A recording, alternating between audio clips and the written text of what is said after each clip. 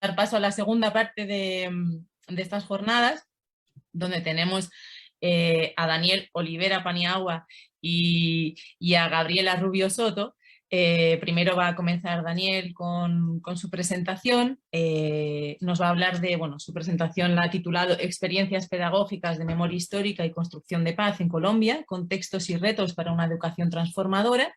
Y bueno, quiero comentaros un poquito quién es Daniel, a qué se dedica, y para darle paso lo antes posible a que comience ya su exposición. Bueno, Daniel es licenciado en Historia por la Universidad de Salamanca, es especialista en docencia universitaria por la Universidad Industrial de Santander, en Colombia, es magíster en estudios latinoamericanos por la Universidad de Granada y está cursando, está actualmente doctorándose en didácticas específicas de las ciencias sociales por la Universidad de Valencia. Bueno, ha sido docente en instituciones de educación básica, media y superior en Colombia.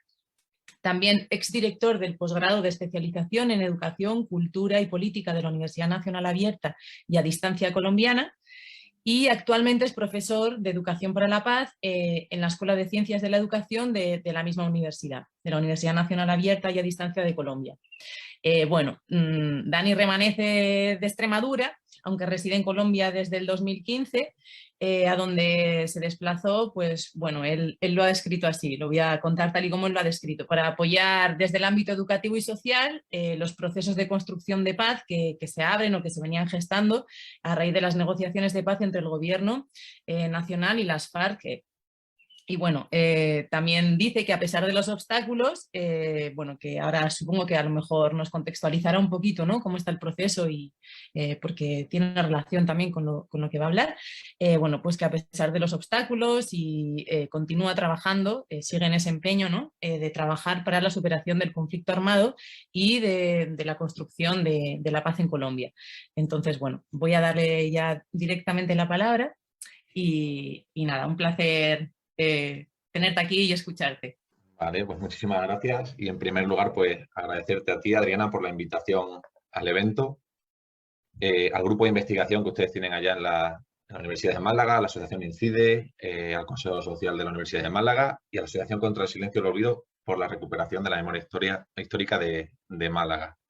Entonces has contado exactamente de una forma sintética y un poco mi experiencia y pues para que también lo entiendan, digamos, los oyentes que están acá con nosotros, pues yo soy español, pero resido en Colombia. En estos momentos me encuentro aquí en España. Es decir, en este momento estoy en mi pueblo de Extremadura, en el norte de Extremadura, y este año creo que voy a estar aquí todo el año. Voy a estar por acá.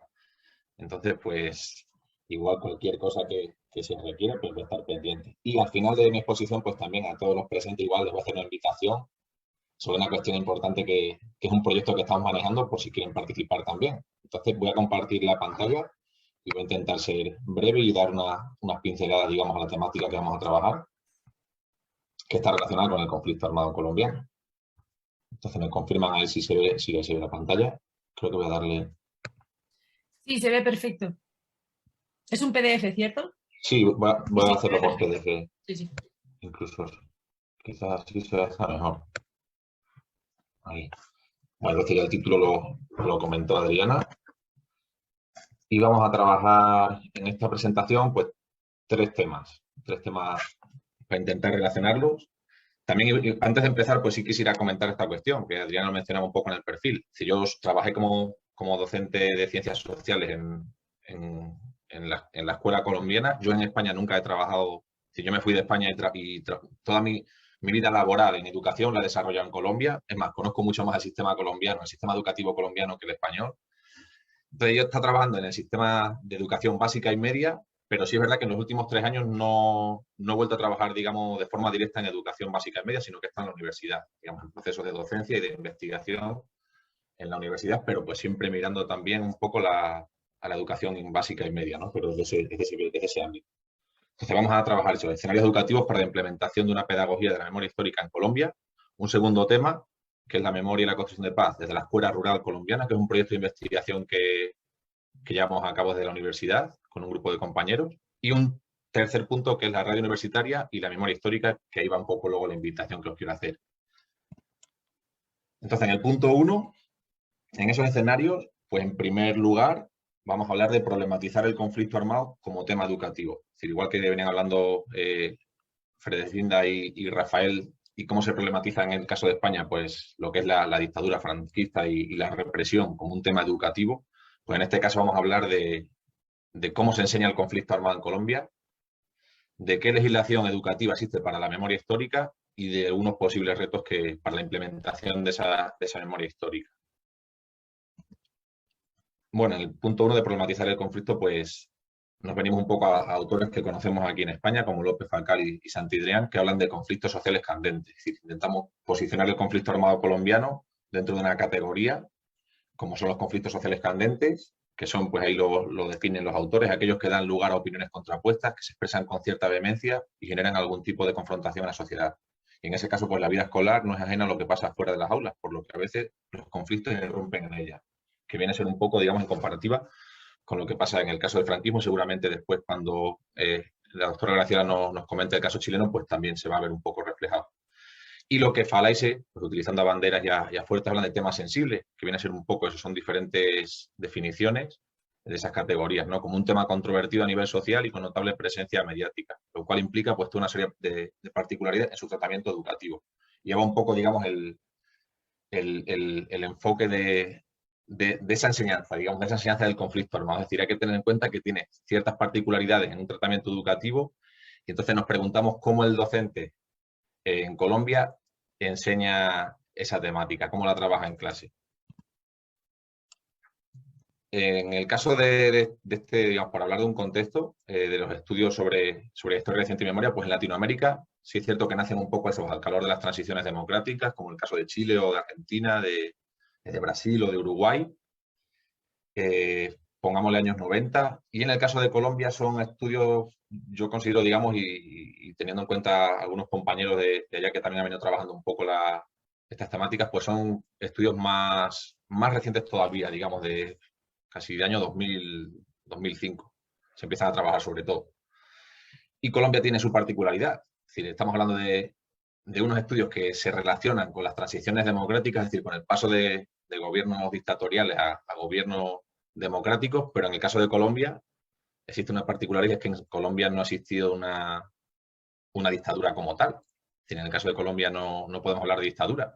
Con el caso de Colombia se habla de la continuidad de un sistema democrático, con su falencia, claro, con su falencia sí, por eso ahí pongo un poco entre paréntesis y interrogantes teórico, porque desde mi punto de vista, pues yo considero que no puede haber democracia, es decir, en un país no existe una democracia real cuando existe un conflicto armado político y una violencia política. Son dos cosas que son contradictorias. Hablar de democracia y de violencia política no tiene, digamos, no, es una contradicción. Entonces, pues bueno, ahí lo dejo un poco como en ese debate. Hablar de conflicto armado interno, pues también nos lleva, y para relacionarlo con lo que vamos a hablar después, de la pedagogía de la memoria, pues hablar de un número, pues, horrible de víctimas, impresionante, de 9 millones, bueno, ahí tienen la cifra, 9.200.426 víctimas a 2020, y por desgracia, pues, sigue aumentando. Y de un número de desplazados internos en el 2021, el año pasado, que si no estoy mal, incluso llegó a desbancar a Siria en una competencia de a ver qué país tiene más desplazados internos. En el caso de Colombia creo que llegó a estar el año pasado en primer lugar. Entonces digamos que nos enfrentamos a unas problemáticas, a unos conflictos sociales pues candentes y no pasados, sino presentes, es decir, que están ahí. Y toda persona que vive en el país, así puede ser que sea colombiano o como en mi caso, por ejemplo, que vengo desde España, que soy de España, está relacionada de alguna forma directa o indirectamente con el conflicto armado. Y esa pregunta, esa sensación, digamos, lo que yo le planteaba a los estudiantes cuando trabajaba con ellos en los colegios, pues en la Secretaría de Educación de Bogotá. El estudiante, creo que no sé si antes lo mencionaron algunos de los compañeros, pero el estudiante a veces no, digamos, siente como que el conflicto es algo lejano. Es decir, estamos en Bogotá, en una ciudad, el conflicto normalmente pues se suele ver, digamos, en las periferias, sobre todo en zonas rurales. Pero en Bogotá, pues bueno, el estudiante no es consciente de que existe esa problemática, no la relaciona con un conflicto armado de 50 años, piensa que son otras cuestiones, digamos, más coyunturales y no tan estructurales, ¿no? Entonces, uno empieza a trabajar con ellos y la forma de trabajar en la clase es la que le lleva, digamos, a cambiar un poco el chip y a empatizar. Por eso queremos traer una cuestión, pues, gráfica breve, porque no tengo el trabajo aquí, pero sí como que lo viésemos como un pequeño proyecto que hicimos cuando trabajaba en uno de los colegios. Yo era un poco kamikaze ahí en ese caso, porque yo lo que hacía era lo que en España llaman, creo que son los interinos, ¿no? Que están un tiempo, cubren algunas licencias, entonces están algún tiempo. Bueno, pues como era interino y sabía que iba a estar poco tiempo, tiene sus cosas buenas y sus cosas malas. Y es que en cuanto al tema del currículo, pues no tenía mucho tiempo tampoco para hacer algún proyecto, etcétera, pero también es verdad que podía saltármelo de cierta forma. Si yo sabía que si ellos iban a tener alguna dificultad para poder ver una temática como es el conflicto armado colombiano, pues yo podía decir, bueno, pues como voy a estar 3 semanas o un mes, voy a aprovechar y vamos a ver este tema. Y lo hacía un poco de esa forma. Entonces hicimos un taller que venía un poco a plantear esa pregunta de dónde venimos, ¿no? Era con grado décimo, que es lo que sería aquí primero de bachillerato. En Colombia, digamos, desde el grado sexto hasta el 11, el segundo bachillerato es obligatorio. Trabajamos una película, a través de la película, que antes también estaban comentando los compañeros, digamos, Los colores de la montaña, que es una película que trata sobre el conflicto armado colombiano en una zona rural y cuyos protagonistas son unos niños. Teníamos una guía temática que igual tocaba hacerla, no teníamos libro de texto, la guía había que prepararla, el docente la preparaba con los materiales, y realizamos una actividad interesante que ellos nunca habían trabajado, que era hacer unas historias de vida a través de una entrevista estructurada. Y los estudiantes lo que hacían era preguntar a la familia, preguntar un poco de dónde venían. ¿Y por qué preguntaban de dónde venían? Porque el conflicto armado, como hemos visto antes en las cifras, como el número de desplazados internos es tan grande, casi todos los estudiantes que están en la ciudad de Bogotá, casi todos provienen de otras zonas del país. Es decir, provienen desplazados de la violencia. Pero ellos no concebían eso preguntándole, antes de preguntar a los padres. Es decir, ellos pensaban que estaban en Bogotá por otra cuestión. Entonces, cuando llegaban a la casa y hacían unas preguntas que tenían recogidas en la entrevista que veíamos en clase y que las discutíamos un poco, pues venían, digamos, luego ya al aula con una imagen diferente, ¿no? Y venían con una imagen en la que incluso algunos compañeros que se conocían del aula de Bogotá empezaban a tejer relaciones porque venían de la misma zona, es decir, sus padres habían sido desplazados de la misma zona, y a través de esas entrevistas y de ponerlas, digamos, de sensibilizarles, de hacer esas reflexiones, pues generaban unos procesos de empatía y de darse cuenta que hay otras cuestiones, digamos, que no es solo el día a día del teléfono o de salir a jugar, ir al parque, sino que hay unas cuestiones importantes que tienen que ver, digamos, con esa violencia estructural, que lo marco aquí un poco en este caso, con esa violencia estructural y cultural como la que se genera en Colombia a través del conflicto armado, ¿no?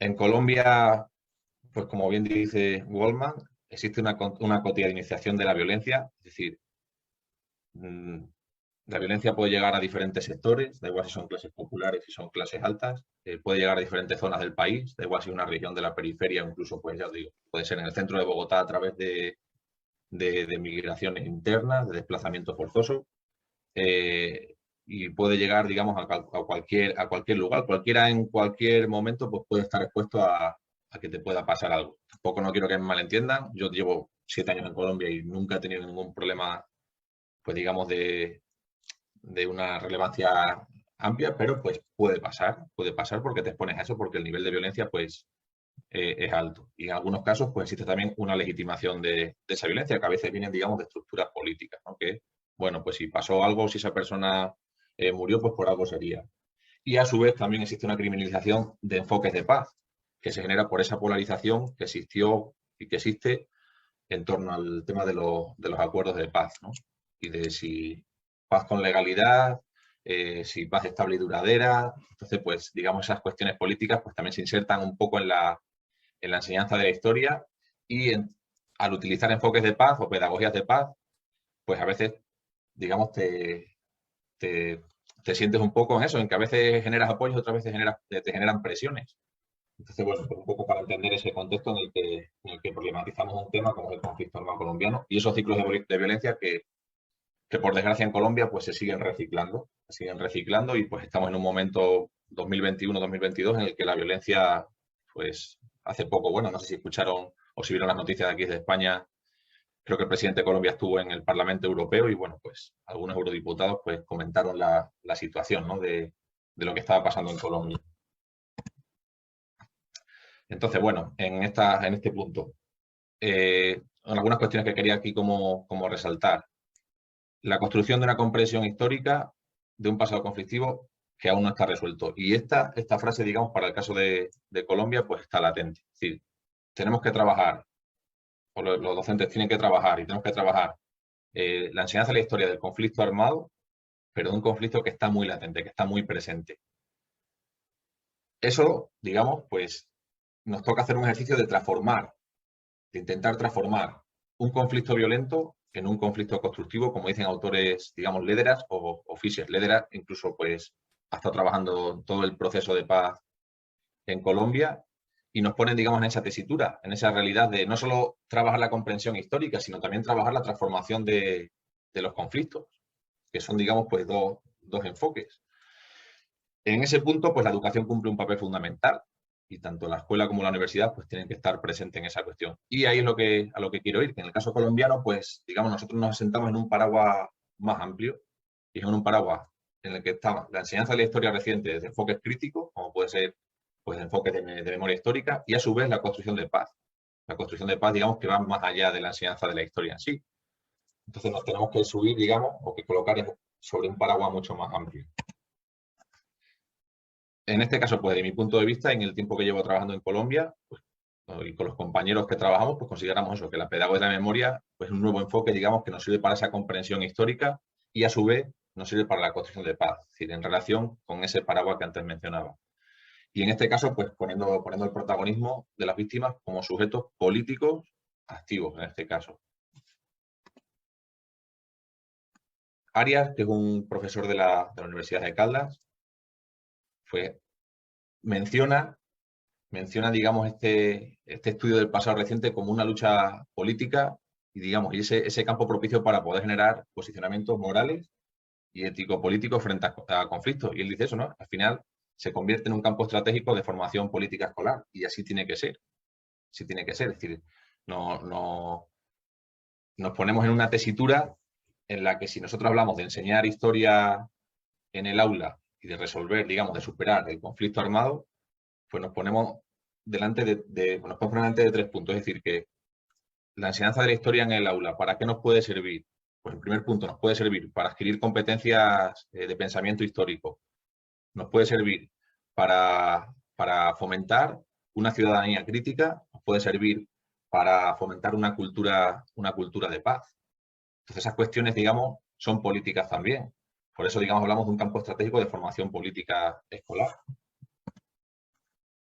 Y consideramos, digamos, también en esta cuestión, pues que lo venían manejando con anterioridad, el tema del uso de los materiales que se utilizan en clase, ¿no? Y aquí pues consideramos eso, que es importante producir o reproducir procesos pedagógicos que trasciendan el ámbito académico. Es decir, que no se queden solo, y cuando me refiero a trascender el ámbito académico, es decir, me refiero a ir más allá, por ejemplo, de los procesos de investigación que se hacen en las universidades y que después solo leemos nosotros, y solo leemos los que nos dedicamos a investigar, por ejemplo, sino abrirlo un poco más a la sociedad. Incluso los trabajos que nosotros hacemos dentro del aula, abrirlos también un poco más a la sociedad, digamos, trascender ese ámbito, pasarlo por encima. Es decir, trabajarlo sí, en el ámbito académico es importante, pero pasarlo un poco también por encima. Es decir, que vaya más allá y que pongan el foco en una nueva forma de generar esos procesos de enseñanza-aprendizaje desde una perspectiva que respeten los derechos humanos y que relacionen lo histórico, el pasado reciente y estas problemáticas actuales como las que estoy mencionando en este momento. Aquí, lo que pueden ver, aquí no sé si cuando señalo, pero bueno. Este libro es un libro de investigación que realizó el Centro Nacional de Memoria Histórica. En Colombia pues existe una institucionalidad frente a ese tema de la memoria. Hay diferentes instituciones, cosa que, por ejemplo, pues en España no hay un museo de la memoria, por lo menos que yo conozca un Museo Nacional de la Memoria, no hay. No sé si lo habrán creado en estos 7 años que he estado por fuera, pero bueno, he estado en relación con el país y no he visto eso. Y en estas cuestiones, digamos, pues se trabaja desde la investigación. Trabaja en la investigación y aquí pongo un caso, ¿no? Pongo un caso incluso que va más allá del ámbito académico porque en este caso de aquí y en esa batalla por la memoria, en esa disputa por la memoria, el centro de memoria cambia de director y los enfoques que se trabajaban antes con el director anterior ahora son diferentes. Es decir, ahora hay unos cuestionamientos y una política, digamos, mucho más cercanas a la visión de un gobierno que en muchos casos pues no respeta los derechos humanos. Entonces es difícil, es difícil. Cuando salió este informe y en ese posicionamiento, digamos, desde la memoria, en esa posición y darle ese protagonismo a las víctimas, pues un grupo de compañeros, de docentes, pues decidimos que como no lo iban a publicar y como teníamos contacto con esas víctimas que habían vivido en la zona del sur del Cesar, pues igual yo viví por esta zona y conozco a muchos, cuando llegué a Colombia, pues decidimos reunirnos y en la Universidad de los Andes hicimos el lanzamiento público del libro que en principio pues se negaba a hacer el Centro Nacional de Memoria Histórica y fue un proyecto pues muy interesante donde conseguimos reunir a muchas de las personas que son los protagonistas de ese libro, llegaron a Bogotá, tuvimos unas mesas de debate, generamos unos procesos, digamos, que trascendieron el ámbito académico, que fueron más allá de ese ámbito académico. Es decir, los posicionamos en un foco, digamos, de debate público. Y la otra cuestión está en que en esas nuevas formas de generar esos procesos de enseñanza-aprendizaje, pues se creó un cómic, una especie de crónica ilustrada, una especie de cómic, y ahí lo llaman crónica ilustrada, que sintetiza un poco, recoge un poco lo que es la investigación. Es decir, si nosotros le damos esto a un estudiante, pues probablemente pues se pierda en realidad porque es un libro extenso, es un libro con muchos datos, pero sin embargo, si le damos esto en una hora de clase, pues sí lo vamos a poder trabajar mucho mejor y lo va a comprender mucho mejor. Aquí tenemos otra herramienta, que os quiero mostrar brevemente, en la que pude, pues digamos, no participar en la construcción, pero sí sobre todo en la difusión de la herramienta, que también se realizó por el grupo de pedagogía del Centro de Memoria. Antes era el grupo de pedagogía, al cual pues pertenezco y pertenecía cuando dependía del Centro de Memoria, y ahora pues hay otro colectivo con el cual sigo trabajando. Entonces se creó un material didáctico que se llama así, un viaje por la memoria histórica, que está en internet y si les interesa pues lo pueden descargar para poder revisarlo y probablemente pues puedan tomar también algunos apuntes y quizás pues recoger algunas de los materiales y transformarlos para que puedan servir en diferentes lugares, en diferentes países. Entonces aquí tiene un poco la caja de herramientas que llaman allí, que son pues son diferentes libros, materiales metodológicos, experiencias.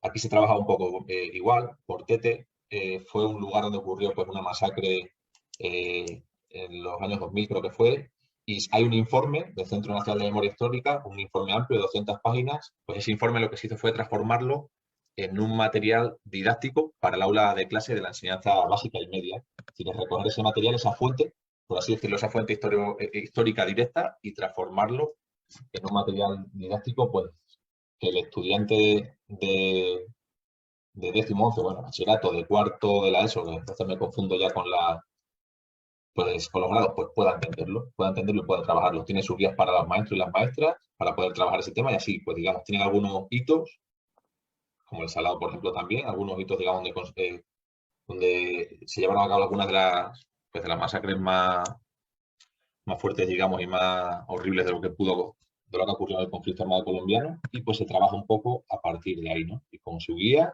bueno, aquí pueden ver el material que tiene, incluso, bueno, análisis de datos también que te dan, cifras de los registros, de estadísticas, iniciativas de las víctimas. También tiene un material que a mí me parece pues muy interesante, incluso eso pues, cuento para niños y para niñas, ¿no? El material, en este caso, pues me parece muy interesante. Y pues para terminar, digamos, este punto de problematizar el conflicto armado como tema educativo, construir verdaderamente un escenario de posconflicto, que es lo que nosotros aspiramos en Colombia, es decir, superar el conflicto y pasar a un escenario de posconflicto que todavía, pues por mucho que se haya intentado decir, no se da, existen zonas de conflicto y donde el conflicto se ha reciclado y aún es más fuerte todavía, y donde esas víctimas, digamos, en ese escenario, las víctimas tienen que ser protagonistas en la conformación de la historia presente. Una historia, como dice Cuesta, Raimundo Cuesta, que indaga las discontinuidades y las paradojas, que confronta los problemas, nuestros problemas y los conceptos que dan cuenta de ellos en nuestro tiempo con los de tiempo pretérito. Y para eso, digamos, en el caso colombiano, y para meternos un poco más ahí, pues, en el tema de la memoria histórica, cómo se trabaja la memoria histórica, existe una legislación, existe pues la Ley 1448 de 2011, que es la Ley de Víctimas, que tiene pues 2 artículos que tocan un poco ese tema. La Ley 1732, que nace un poco al calor también de las negociaciones de paz, que es la Cátedra de Paz, en este caso se llama así, Cátedra de Paz.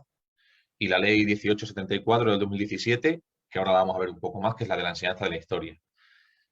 Desde mi punto de vista, pues existe una legislación, pero a veces me da la sensación que en Colombia existe mucha legislación y poca pedagogía en estas cuestiones. Es decir, y para que no se me malinterprete, no quiero decir que nosotros no trabajemos desde la pedagogía, sí, nosotros trabajamos, digamos, pero a veces lo hacemos de una forma desarticulada. Es decir, lo que me refiero es que no hay una política pública, no hay iniciativas estatales sistemáticas que traten estos temas desde la enseñanza formal. A veces nos toca a nosotros como docentes, desde los docentes o de universidad hasta los docentes de básica, pues nos toca preparar nosotros los materiales, organizar nosotros los temas, organizar las cátedras, organizar nosotros pues, un montón de cosas, porque no existe, digamos, existe una legislación, pero a veces se queda un poco como en esa letra muerta.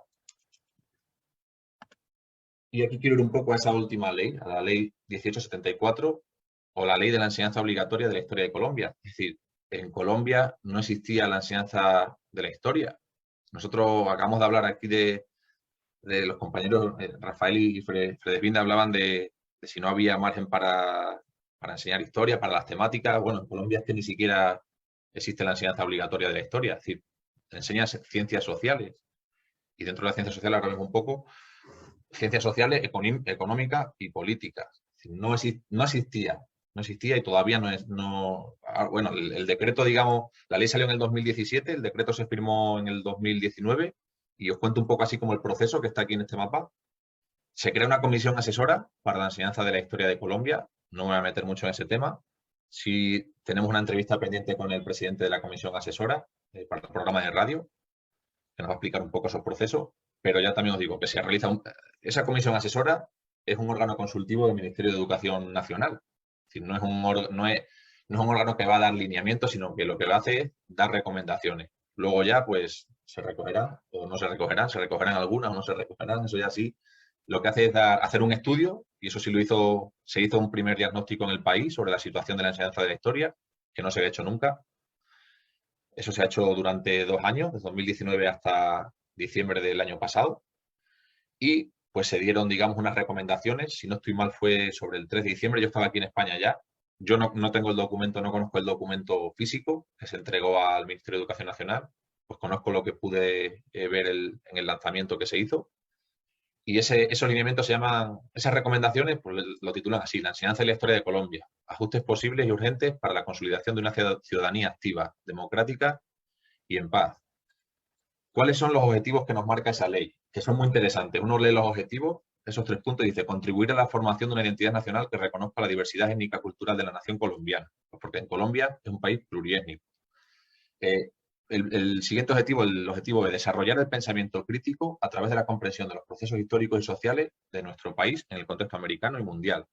Y el punto C, promover la formación de una memoria histórica que contribuya a la reconciliación y a la paz de nuestro país. Bien, pues esos objetivos tienen sus limitaciones. Es decir, esta ley ya parte con unas limitaciones. Y esas limitaciones, la que ustedes comentaban antes en el caso de España, ¿no? Es la propia ley literalmente dice: listo, y enseñanza de la historia, enseñanza obligatoria de la historia en Colombia, pero va a ser una disciplina que se va a integrar en los lineamientos curriculares de las ciencias sociales, sin que afecte el currículo e intensidad horaria en áreas de matemática, ciencia y lenguaje. Es decir, es meter más contenido donde ya existe, digamos, donde ya está el contenido. Es decir, ¿cómo se hace eso? ¿Cómo se puede llevar a cabo eso? No se va a quitar contenido, sino cómo va a meter uno más contenido en un currículo que ya de por sí es extensivo, inabarcable también, un contenido inabarcable. Y lo que comentaba, además que en Colombia no existe, ¿cómo puede ser eso? La asignatura de geografía, y otros años se da la asignatura de historia. No existe ciencias sociales. En ciencias sociales hay un montón de temas, y luego en los grados 10º y 11, que sería bachillerato, se llama ciencias económicas y políticas, que toca la demografía, el tema del ambiente, etc. Entonces, partimos de 2 preguntas: ¿cómo educar históricamente y cómo desarrollar ese pensamiento histórico tan necesario, ¿no?, que estamos hablando antes. En este caso, pues digamos, algunos autores, incluso pues aquí que vienen trabajando en España ese tema, hablan de que para llevar a cabo, para responder a esas preguntas o para llevar a cabo esos procesos de pensamiento históricos, pues son procesos globales y graduales que tienen que integrar conocimientos y competencias. Y en esa integración equilibrada de conocimientos de historia y sobre historia. Es decir, no es solo conocer los datos o las fechas, sino también la metodología, las competencias metodológicas de cómo enseñarlo, cómo enseñar esa historia. En este caso, en el caso colombiano, y desde mi punto de vista, el tiempo que llevo trabajando ahí, hasta ahora, digamos, no puedo decir que va a ocurrir después, digamos, de que el Ministerio de Educación Nacional pues tome estos lineamientos y puedan cambiar, digamos, los currículos, no lo sé, pero hasta ahora existe una escasa relevancia del conflicto armado en los planes de aula. Un conflicto armado, digamos, que eso. La violencia política en Colombia se puede estudiar desde el siglo XIX y el conflicto armado, por así decirlo, podíamos estudiarlo desde los años 80. Existe una escasa relevancia. Y os pongo un caso práctico aquí para ver un ejemplo de un plan de aula, de un colegio. Entonces, si yo coloco, no voy a mostrar aquí están las temáticas que se trabajan, pero entonces si yo me pongo aquí a buscar el conflicto armado, me aparece 7 veces, y ya os digo, para no perder tampoco mucho el tiempo aquí, las 7 veces que aparece en el grado 10º, es decir, lo que sería primero de bachillerato. No se ve nada más en grados anteriores, y si acaso no recuerdo ahora pero bueno, creo que ni eso. Básicamente es en grado 10º donde se ve, y no se ve todo el año. Y si colocamos memoria histórica,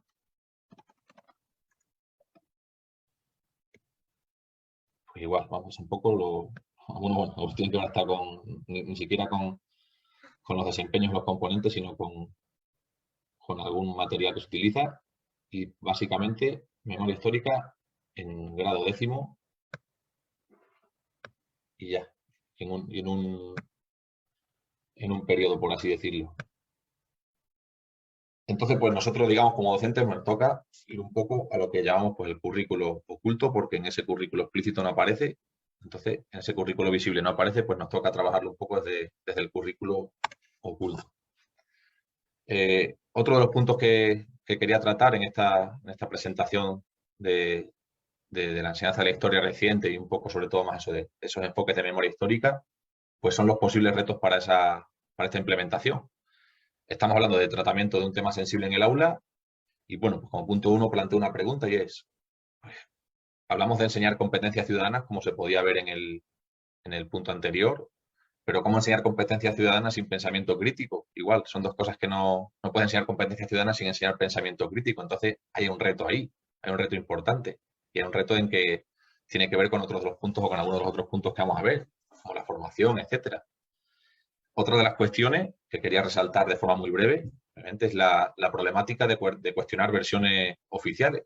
Lo que Traverso habla de memoria fuerte. ¿Existe una problemática? Claro, existe una problemática porque en las cuestiones de trabajar, digamos, la memoria, la historia oficial tiene un peso importante y a veces esas memorias, digamos, esas memorias de las víctimas, pues las relegan y lo que cuestionas, y más si lo cuestionas de la escuela, por ejemplo, que es una institución, estás cuestionando una parte de la institucionalidad colombiana en este caso. Es decir, cuando tú cuestionas una versión oficial desde una institución, es como si estuvieses tirando piedras sobre tu propio tejado.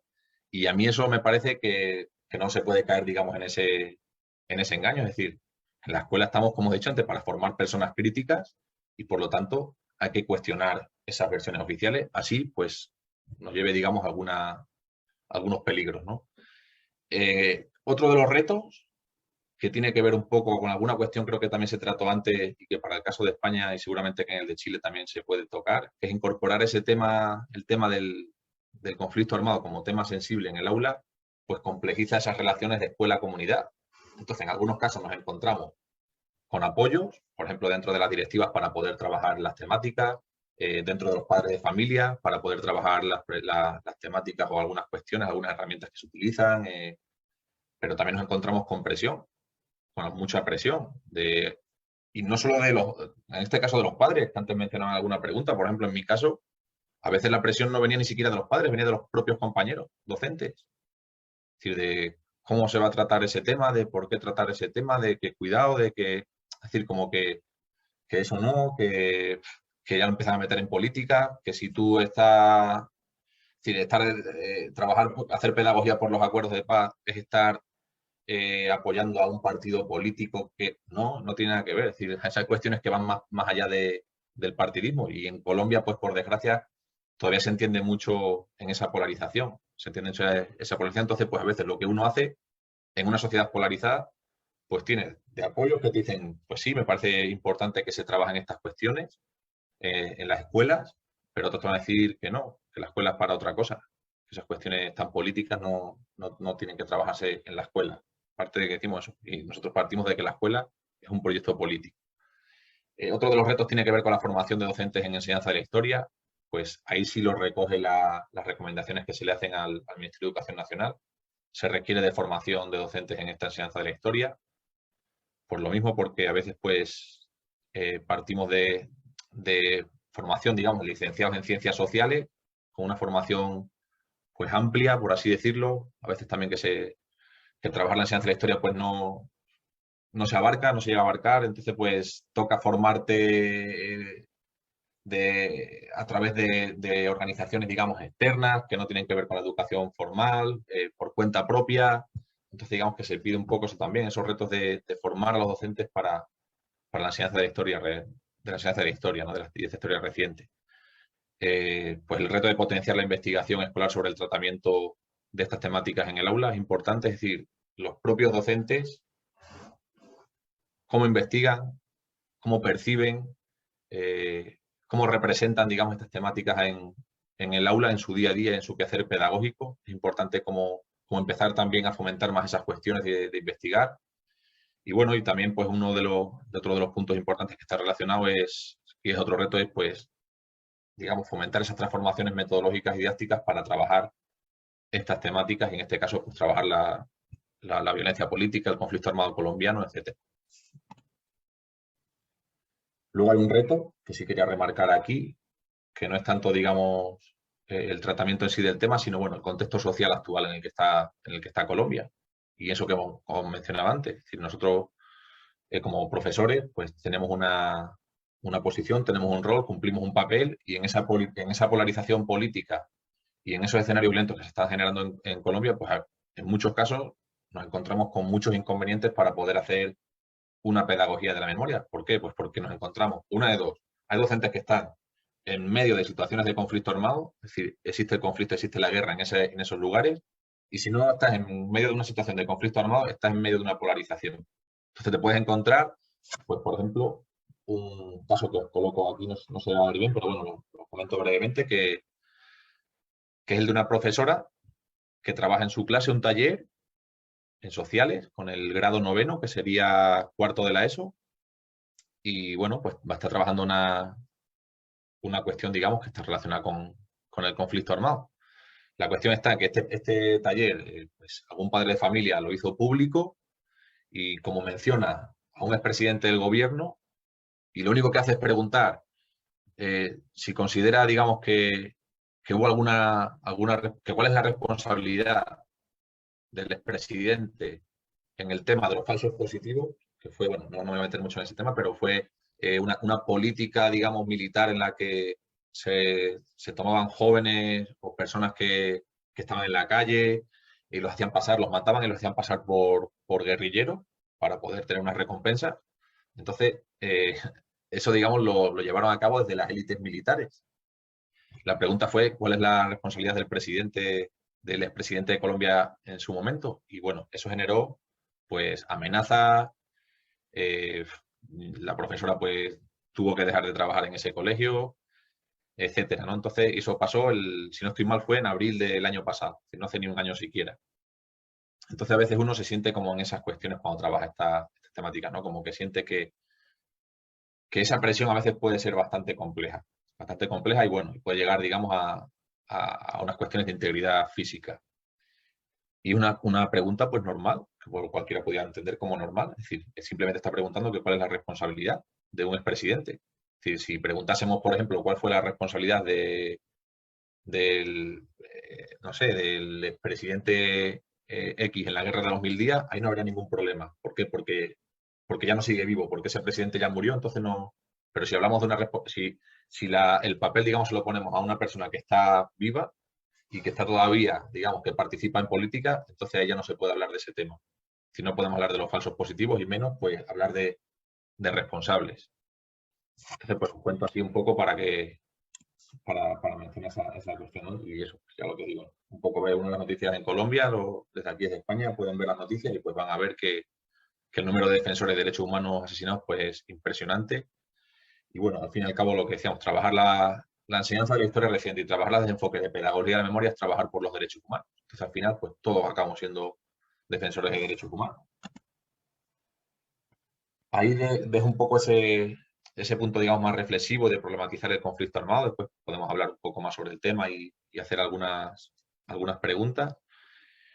Y bueno, en estas cuestiones, antes de pasar a este tema, sí quería comentar, antes de que se me olvide, lo que escuchaba antes el profesor Rafael, y digamos, de nosotros como profesores nos tenemos que, como docentes, en el caso de trabajar el tema del conflicto armado, no podemos ser neutrales en estas cuestiones. Si nosotros tenemos que tener nuestras propias posiciones, lo que llaman la imparcialidad comprometida.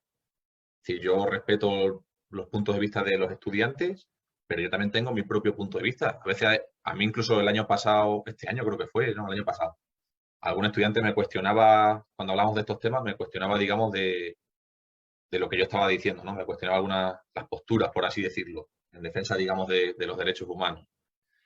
Y bueno, pues decía, es que no es una cuestión, digamos, uno tiene que ser claro, uno tiene que ser, uno es imparcial, digamos, en estas cuestiones, imparcial, pero no se compromete. Es decir, los profesores tenemos nuestras propias posturas y nosotros, digamos, nos acogemos a consensos historiográficos y, digamos, al respeto de los derechos humanos. Si yo no es que mi postura vaya en contra de los derechos humanos y no me estoy inventando nada, sino que también, pues, uno no dice cualquier cosa por decirla, sino que uno, pues, digamos, recoge un poco esos consensos historiográficos que hay sobre ciertas temáticas y eso pues uno lo puede analizar en clase y hay habrá estudiantes que estén a favor, que estén en contra, pero ahí está un poco la generación de ese debate. Pero bueno, yo considero que pasar estos temas por encima porque pues tenemos que ser neutrales o para no meternos en problemas, pues no creo que sea la solución para, ni primero, ni para lo que decíamos, ni para adquirir pensamiento histórico, ni para fomentar la ciudadanía crítica, ni para trabajar por una cultura de paz.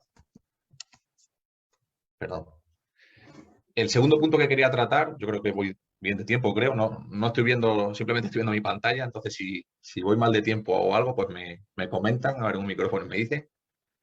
Pero el siguiente punto que quería tratar un poco más la investigación y, como decía, y es una investigación, digamos, relacionada con eso, con pensar la escuela de una forma diferente en un contexto de conflicto armado. Es decir, aquí lo que hicimos fue recoger algunas experiencias pedagógicas de memoria histórica y de construcción de paz en un escenario más amplio y en zonas rurales.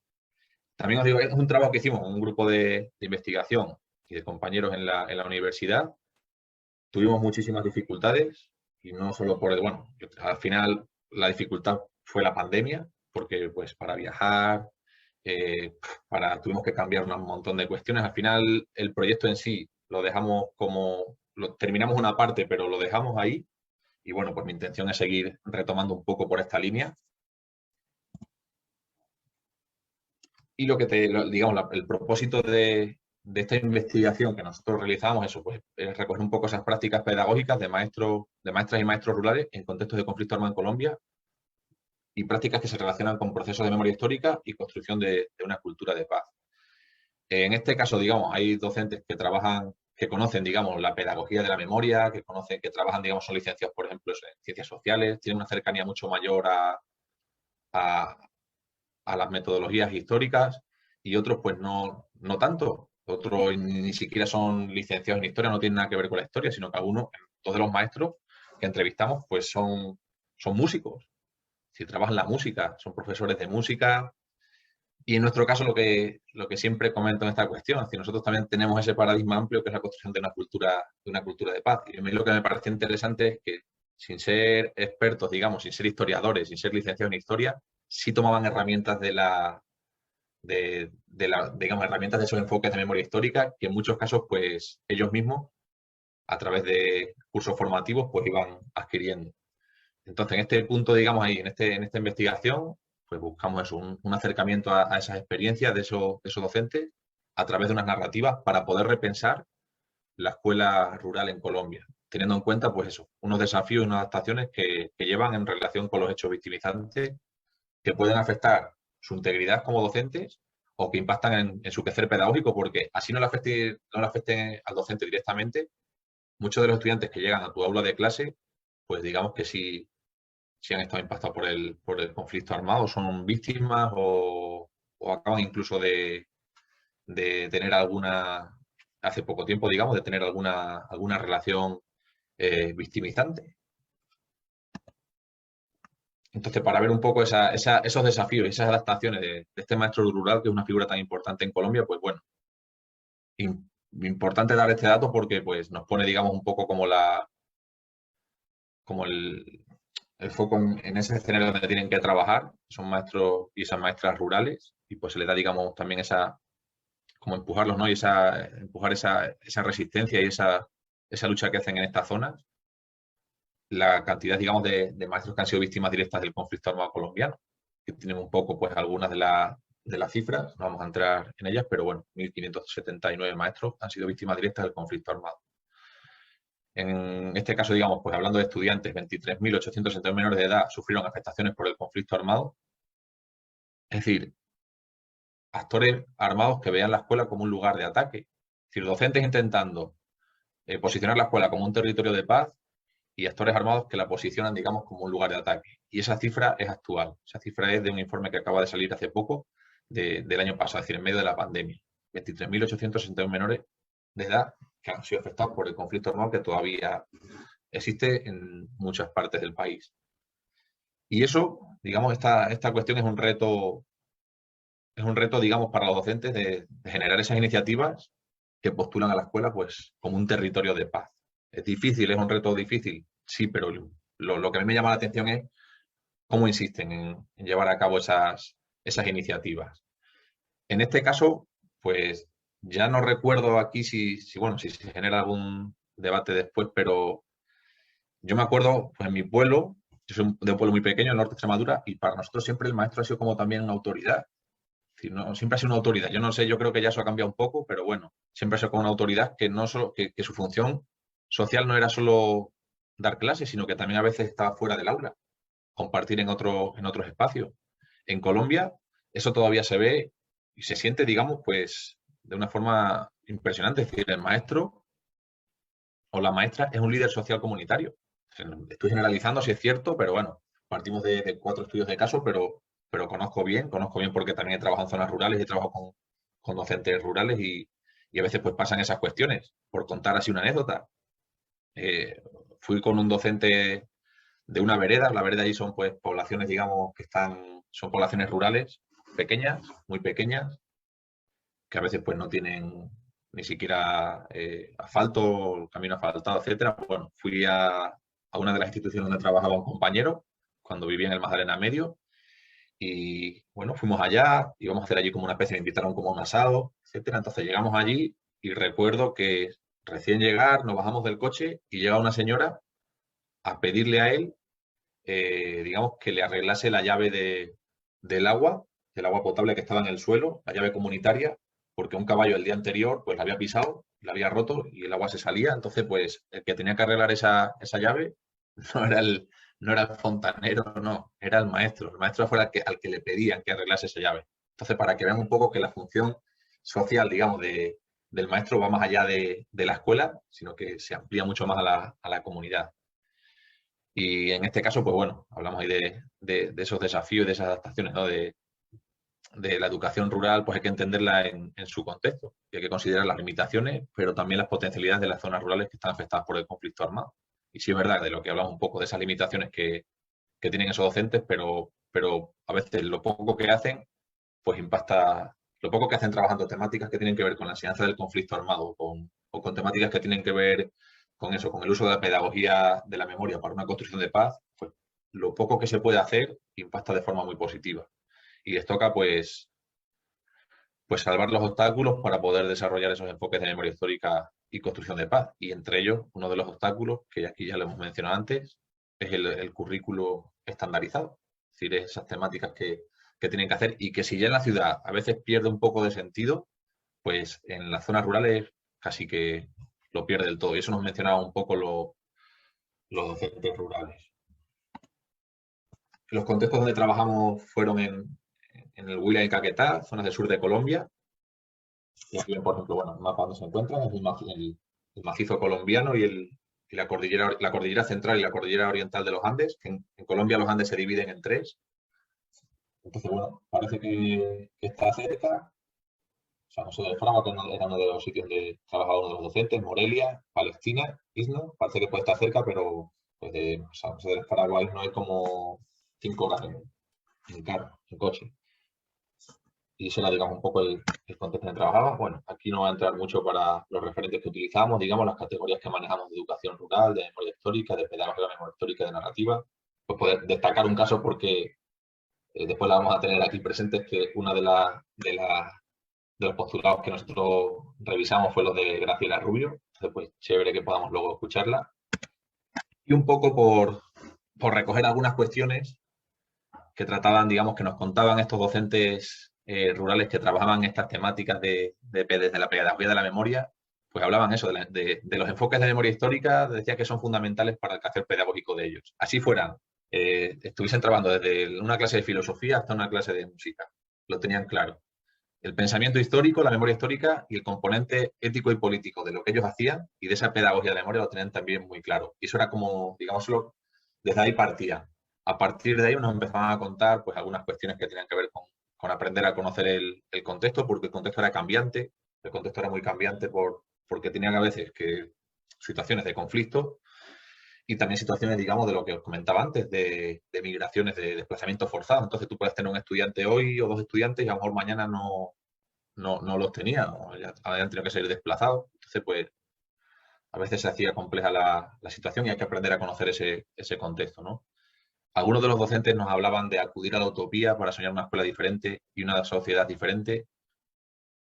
Otros también, digamos, y en este caso nos hablan de la poca incidencia o el impacto que generaba la escuela, y cuando decían esto se referían a una cuestión que tenía que ver con que el conflicto armado había dejado tantas carencias en la escuela que a veces había docentes ya que lo que pensaban, digamos, lo que partían de la escuela, digamos, del territorio de la escuela, como un lugar de compartir, simplemente de compartir. Y nos decía el docente que no, que para él el impacto de la escuela no es solamente compartir, sino que es un impacto para formar y para transformar. Entonces, hablaba eso de, ahí el conflicto armado, digamos, ha dado tan duro en la escuela, digamos, en todas las relaciones que existían en la escuela, que se piensa ya como un lugar eso, bueno, por lo menos que vengan los estudiantes, compartimos aquí un rato, no se piensa y no se pensaba tanto en la formación, ¿no? Y sobre todo en la transformación, que lo tenía muy claro el profesor con el que hablamos, que él sí lo trabajaba. Nos hablaban de ese cambio relacional maestro-estudiante y eso también nos lo indicaban mucho en cuanto trabajaban temas de pedagogía de la memoria, es decir, como que no puedes partir de esa imposición. Es decir, cuando hablamos de esos diálogos, de ese diálogo co-creativo, de crear, digamos, desde esas pedagogías de la memoria, de esas construcciones, digamos, de tratar los temas del conflicto armado, pues hablaban de esos diálogos co-creativos para trabajar esas temáticas y, por lo tanto, se necesitaba un cambio relacional entre el maestro y el estudiante, que no fuese simplemente la figura de poder frente a una figura sumisa, que son los estudiantes, porque entonces estaríamos, digamos, nos comentaron, ¿no? Es como si repitieses, digamos, las mismas lógicas de la guerra, donde hay unas posiciones de poder, los victimarios y las víctimas, ¿no? Entonces, pues sí nos hablaban un poco de esas cuestiones, ¿no? De que las posturas, de que las formas también influían y generaban esos impactos. Y cómo ellos a través de ese uso de las pedagogías de la memoria histórica, pues también cambiaban ellos, ¿no? Esas formas relacionales. Una cuestión aquí que también comentaba antes, ¿no? Siempre nos hablaban de la importancia al trabajar esta pedagogía de la memoria, del sentir, de las emociones y de generar empatías. Y generar empatía a través del arte digamos, del arte-memoria, ¿no? Cómo generar esos procesos de memoria a través del arte. Y a mí, por ejemplo, se me venía un poco eso a la cabeza la teoría de la imaginación narrativa de Nussbaum, ¿no? De cómo el arte tiene un potencial para poder trabajar, digamos, desde las pedagogías de la memoria, para poder trabajar estas temáticas del conflicto armado y cómo puede atraer a los estudiantes a un tema que puede ser eso, pues un tema que puede en un principio generar reticencias, cómo motivar para poder trabajar estas temáticas a través de la literatura, a través de la música, a través de performance artísticas como las que nos contaban los docentes, los maestros a los que entrevistamos. Las posibilidades de comprender al otro desde la diferencia, obviamente, pues lo que decía es un contexto, digamos, donde hay estudiantes que van cambiando, que vienen de otros lugares y pues tienes que comprender al otro desde esa diferencia y para eso tienes que generar esos procesos educativos interculturales. El diálogo en lugar de la imposición es una cuestión que siempre nos repetía. La importancia de trabajar desde enfoques críticos, reflexivos y transformadores. Y ellos consideraban que para la enseñanza del conflicto armado y de esa violencia política, pues era importante trabajar desde esos enfoques de pedagogía de la memoria porque recogían, digamos, unas cuestiones que sobrepasaba, digamos, en sí lo que hablábamos, lo que es el estudio, digamos, el uso de la historia en sí. Es decir, no, se hacía desde la pedagogía de memoria, ellos eran capaces de reflexionar y de hacer una crítica. Es decir, hacía un trabajo político y activista también. Es decir, cómo la memoria se mete dentro de la historia para lo que parece ser una ciencia, digamos, objetiva, pues transformarla porque las subjetividades en estos casos son importantes. Y entonces ellos veían la escuela como eso, como un escenario político y como un territorio de paz. El libro que se sacó, digamos, pues es este de aquí, está en internet. Sacó un libro con diferentes experiencias, diferentes reflexiones, en las que están, digamos, las que nosotros recogimos con otros compañeros. Y también hay otras de otras universidades que realizaron, de bibliotecas públicas, de profesores que trabajan en zonas urbanas y cómo trabajan, digamos, la pedagogía de la memoria y el conflicto armado. Entonces, pues ahí sí os lo puedo recomendar. Y el último punto, no sé cuánto tiempo llevo, no sé si Adriana me puede comentar, así me puede decir enseguida Mira, vamos un poquito, vamos bien, no vamos tan pasadas. Estamos aquí Carmen Rosa y yo hablando. Vale, ya va a Yo creo terminar. que puedes cerrar, ¿no? Que vas bien para cerrar, ¿no? Sí, ya va a Pues terminar. vamos bien, vamos bien. Y este era el tercer punto, que es un proyecto pues casi personal que empecé a generar con la compañera Cecilia, digamos, que es el de la radio universitaria y de utilizar, digamos, otros formatos diferentes. Y en este caso, utilizar el formato de la radio porque en Colombia, no sé, en el caso de Chile, pues luego le preguntaría a Graciela, no sé si en el caso de Chile, pues la radio también tiene como una fuerte impronta. En el caso de Colombia, sí, incluso hasta hace pocos años, bueno, en el imaginario de la gente todavía existe Radio Sutatenza, que es una radio en la que muchos padres y abuelos se formaban, que la radio los formaba, no podían ir a clases, no tenían esa posibilidad y a través de la radio se iban formando. Entonces la radio tiene mucha importancia y pues se me ocurrió, digamos, a través de hace ya 3 años creo que fue, o sí, creo que este es el tercer año, pues hacer un programa de radio, digamos, y poner un grano de arena en estas cuestiones de construcción de paz. Sí es cierto que este programa de radio no se dedica a la memoria histórica, pero es una línea que pude, digamos, integrar cuando empecé como director de la especialización en educación, cultura y política. Entonces, el programa de radio es como una especie de miscelánea que va, digamos, relacionada con temas que tienen que ver con la construcción de paz, que pueden ser desde maestros hasta gestores culturales, hasta investigadores, hasta personas de la calle que trabajan, digamos, la construcción de paz. Pero sí hay una línea que siempre voy sacando algún programa que tiene que ver con memoria, que os voy a presentar brevemente. Bueno, antes de decir, Cecilia es compañera de la escuela de... Allí las escuelas en nuestra universidad es como las facultades, pero lo llaman escuelas. Cecilia es de la Escuela de Sociales, Artes y Humanidades y pues en este caso yo soy de Ciencias de la Educación. Cecilia me acompaña, digamos, en la edición, ella edita los programas y en mi caso, pues yo voy creando los guiones y en este caso, pues el año pasado y pues yo soy el conductor del programa, el presentador. Entonces tenemos algunos programas muy interesantes, como este, por ejemplo, que trabaja la pedagogía de la memoria, desde un proyecto de memoria histórica en El Salado, que es una zona muy golpeada por el conflicto armado, y cómo se construyen lazos entre estudiantes de Sopó. Es decir, Sopó es una zona, un municipio cercano a Bogotá, donde el conflicto armado, además, el colegio donde trabaja Ana Durán y Juana Durán, que es una de las estudiantes, que también participó en el programa, para ver un poco esa visión de cómo veían las estudiantes ese proyecto de memoria histórica. Ese colegio, pues, digamos, por así decirlo, van las élites de la sociedad bogotana. Entonces, no, el conflicto armado incluso a veces es un tema tabú. Entonces, es muy interesante porque ella, a través de ese trabajo, pues, primero empezó a romper esos tabús y segundo, empezó a construir unos lazos entre una zona muy marcada por el conflicto armado y una zona que no había vivido el conflicto armado. Y se han hecho viajes, ellos van allá al Salado y los del Salado también vienen a Bogotá y bueno, es muy interesante para que lo puedan.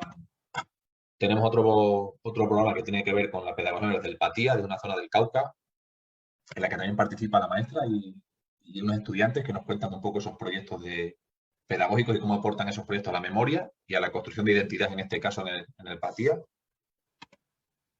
Trabajamos uno de los programas que tiene que ver con el arte, la memoria histórica y la construcción de paz, con la profesora Marcela, y que nos cuenta un poco eso, el papel que puede cumplir el arte en los procesos de construcción de paz y qué papel ha de cumplir el maestro o el profesor en esta disputa por la memoria histórica en Colombia, ¿no? Porque ya os digo que es un campo de batalla abierto en Colombia. Bueno, y sin más preguntas. Otro de los profesores que también nos acompañó de la zona de Medellín, que también hablábamos un poco sobre cómo construir cultura de paz y fortalecer esos procesos de memoria histórica en las escuelas del país. Pues a través de ese programa nos dio unas líneas. Y el último que hicimos, que fue pues con la Universidad de Valencia, con Carlos Fuertes, y en este caso trabajamos la memoria democrática aquí en España. Es decir, queríamos ver un poco en eso, en qué consistía la memoria democrática y algunas de las preguntas, pues ya digo, hay más, por eso yo os recomiendo que escuchen el programa, es porque es fundamental trabajarla en las instituciones educativas, ¿no? Entonces, pues este programa se lo hicimos aquí. Y aquí viene un poco mi invitación también, es que en estos espacios, pues yo sí os quería invitar, si a alguien le apetece y tiene, pues, que tienen proyectos interesantes, pues incluso como este año voy a estar aquí, podemos hacer incluso las entrevistas, las hacemos ahora vía Zoom, pues, por plataformas, se graban, yo las envío allá a Colombia, las editan y las sacan. Entonces, pues también invitaros a que puedan participar en este programa y seguir trabajando la línea de memoria. Y bueno, algunas conclusiones así ya muy rápidas para terminar, pues eso, nos toca reflexionar sobre el qué y el cómo enseñar la historia reciente de temas sensibles, y en este caso, pues en Colombia, del conflicto armado. La necesidad que tenemos de formarnos en pedagogías, en didácticas críticas, y también la necesidad, digamos, de investigar desde esas versiones escolares, de nosotros mismos, de nuestro propio trabajo también, ¿no? La importancia de fomentar y visibilizar las redes de maestros y maestras, de docentes, de estudiantes y de directivos que trabajan la enseñanza del conflicto armado desde enfoques de memoria y de derechos humanos. Y bueno, pues hay una frase que no se sabe bien a quién se le atribuye, si a Galeano, a San Juan Bautista o da igual a quien sea, que es mucha gente pequeña en lugares pequeños haciendo cosas pequeñas pueden cambiar el mundo. Entonces eso nos comentaba en uno de los programas de radio la profesora Lucía Brandi, que ella hablaba más sobre el enfoque de derechos humanos, pero una vez le hice una pregunta un poco, pues eso, de inexperto, y le dije que como que cuál estrategia era la mejor para poder construir paz. Y me dijo que no hay una mejor estrategia. Incluso me dijo eso, cualquier estrategia pequeña, por muy pequeña que sea, si genera un impacto positivo, ya es buena. Entonces, en el caso de Colombia, pues necesitamos muchas estrategias y vamos a seguir trabajando en esa línea. Así que ahí dejo mi trabajo para darle la palabra a Adrián. Muchas gracias, Daniel. Bueno, Dani, que me cuesta mucho llamarte Daniel. No sé ni siquiera cómo empezar a recoger todo lo que has sembrado, porque vamos, yo tengo aquí un montón de anotaciones, pero a lo mejor como creo que una de las razones por las que yo comenté que teníamos que invitarte es porque, bueno, caracterizar el conflicto también nos hace ver aquí desde una sociedad, bueno, que podemos decir una sociedad pacificada, ¿no? En estos términos, que casi no lo voy a decir, o sea, el acto de trabajar esto en una escuela, en una universidad, cuando hay un conflicto abierto y cuando no es solo un conflicto ideológico, es decir, o terminológico o discursivo, sino que va más allá y hay actos, hay asesinatos todos los días, hay desapariciones, hay secuestros, ¿no? Quiero decir, la violencia es explícita y abierta.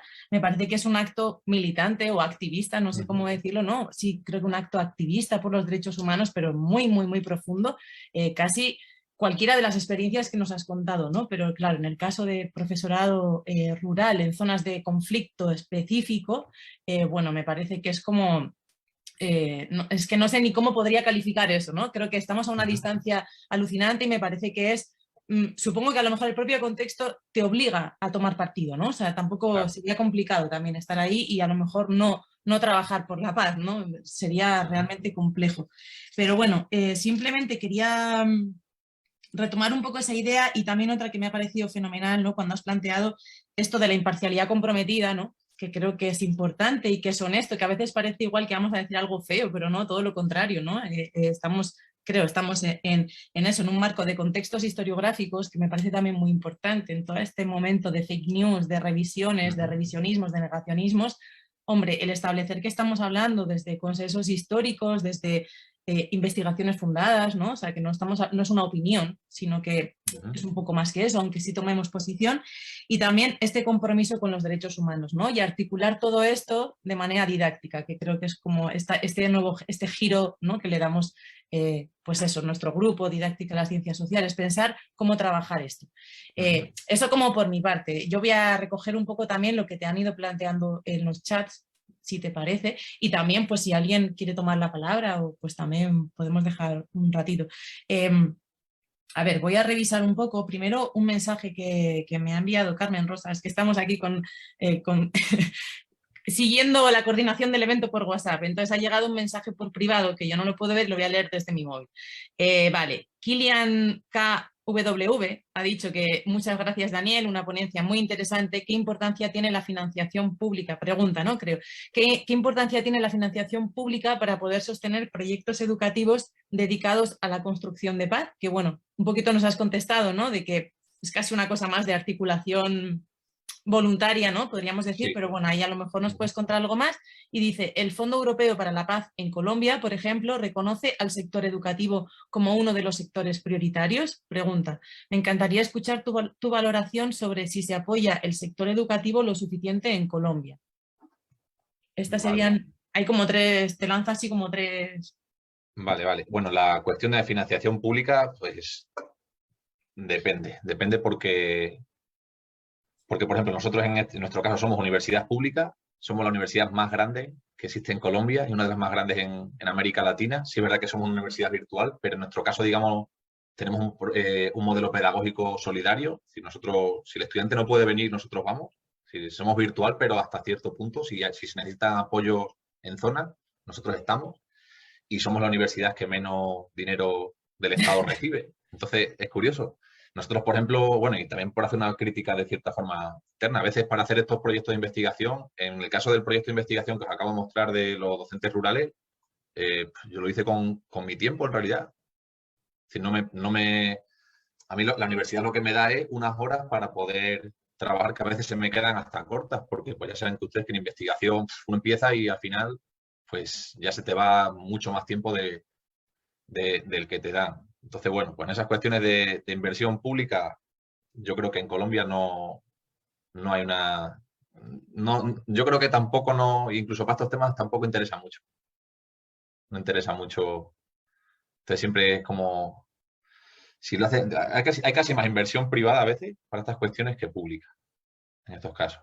Sí, o, bueno, exactamente, fondos que vienen de otros países de cooperación para poder hacer esto. Por ejemplo, voy a poner un caso. Os mostraba antes el caso del centro de memoria antes, bueno, cuando estaba el antiguo director, nosotros fuimos al lanzamiento y bueno, sí es verdad que el centro de memoria es una institución nacional, pero yo recuerdo de haberme sentado a comer con el secretario de Educación de Cataluña, que fue porque Cooperación, ¿no? La Agencia de Cooperación de Cataluña estaba colaborando en la financiación de ese evento.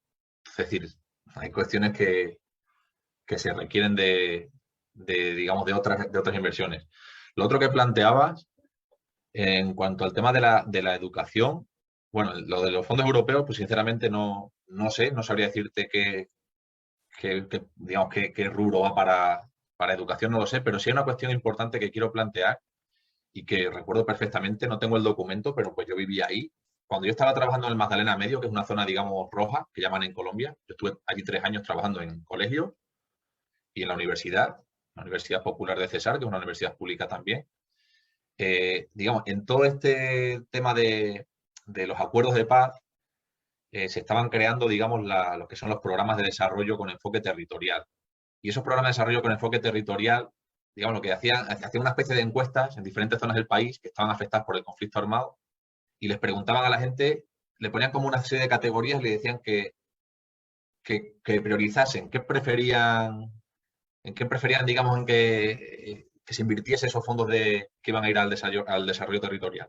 Y curiosamente, me llamó mucho la atención porque la educación rural estaba en uno de los puntos más altos. Y eso que hablamos de zonas donde a veces casi no había ni agua. O el servicio eléctrico era... Es decir, la educación se ve en Colombia como una posibilidad de movilización social.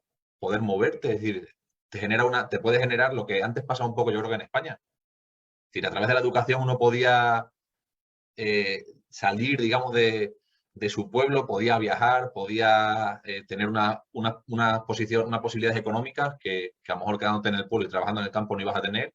En Colombia existe eso. Entonces, la educación en Colombia, pues tiene, digamos, eso, la gente prioriza la educación frente a otras cosas. Entonces, me parece que es un poco como pues, de mal gusto, por ejemplo, que las políticas de los gobiernos, y no solo de de los anteriores también, digamos, que no tengan esa visión de decir, joder, pues si la gente lo que quiere es educación, se necesita educación, se requiere educación, formación, ¿por qué no se invierte en educación? ¿Por qué no se invierte en salud? Que también es otra de las cuestiones que en Colombia está pues, privatizada prácticamente. Pero entonces me llama la atención porque si se dan cuenta, a veces se repiten unos patrones que tienen más que ver con sistemas políticos, que lo podemos ver también en España, o que quizás también lo podemos ver en Chile. Si los gobiernos no les interesa invertir tanto en educación ni en sanidad porque pues hay otras cuestiones que para ellos son más importantes. Y en Colombia, pues, por desgracia, la guerra ha sido la cuestión, digamos, que más dinero se ha llevado del erario público, la guerra. El Ministerio de Defensa, todo lo que tenía que ver con defensa es lo que más se llevaba, más que educación, tecnología, sanidad.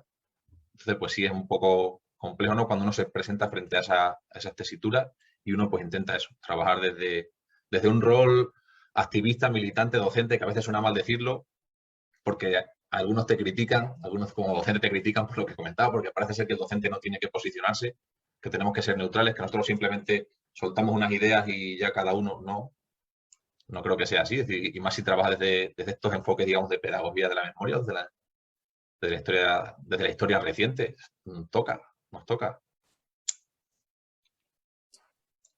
Muchas gracias, Dani. Hay algunas preguntas aquí, sobre todo me interesan las que preguntan por materiales, pero a lo mejor lo que podemos hacer es trasladar de alguna manera en la misma página de Incide, como quedará el vídeo, podemos poner los enlaces de los materiales, porque hablábamos con Carmen Rosa ya que vamos a cerrar lamentablemente esta conversación para dar paso a Gabriela, pero sí que podemos hacer eso después, una vez que terminemos, pues anotar algunas preguntas que había sobre materiales didácticos y tal, pues los podemos poner ahí, si os parece, después. Claro que sí, me parece bien. Vale, pues, también, muchas gracias. Y nada, doy paso a la siguiente panelista y a su siguiente presentadora. Muchas gracias, Adriana. Muy bien.